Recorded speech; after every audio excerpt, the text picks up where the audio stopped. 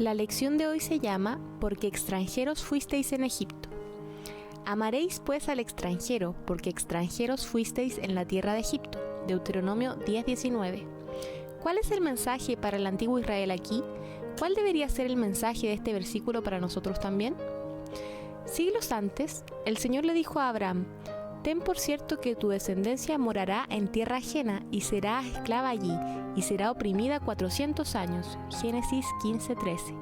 Esto es por supuesto lo que sucedió, y en los primeros capítulos del Éxodo, la dramática historia de la redención y la salvación de Egipto se registró para la posteridad como anuncio de la redención y la salvación que se nos ha dado en Cristo Jesús. En este versículo, el Señor quiere que recuerden dónde habían estado y lo que habían sido, es decir, extranjeros en otra tierra.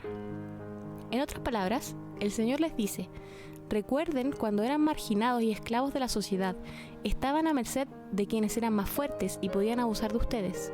Aunque Israel era una nación escogida, llamada por Dios reino de sacerdotes, en Éxodo 19:6, y aunque había algunas diferencias entre ellos y los extranjeros que vivían entre ellos, en materia de derechos humanos, el extranjero, la viuda y el huérfano debían ser tratados con la misma equidad y justicia que los israelitas nativos demandaban para sí mismos.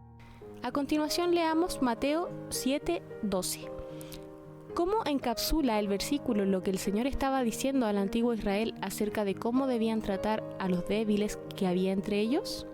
Así pues, traten a los demás como ustedes quieran que ellos los traten, porque en esto consisten la ley y los profetas.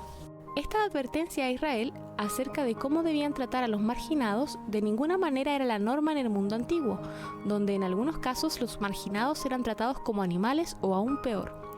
En contraste, Israel debía ser diferente, una luz para las naciones, y esa diferencia se luciría en el Dios al que adoraban, en cómo lo adoraban y en todo el sistema de verdades que Dios les había dado.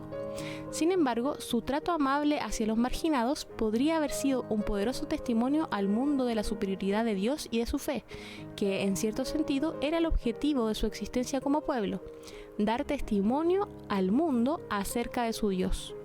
Con esto finaliza la lección de hoy. Nos vemos en la próxima.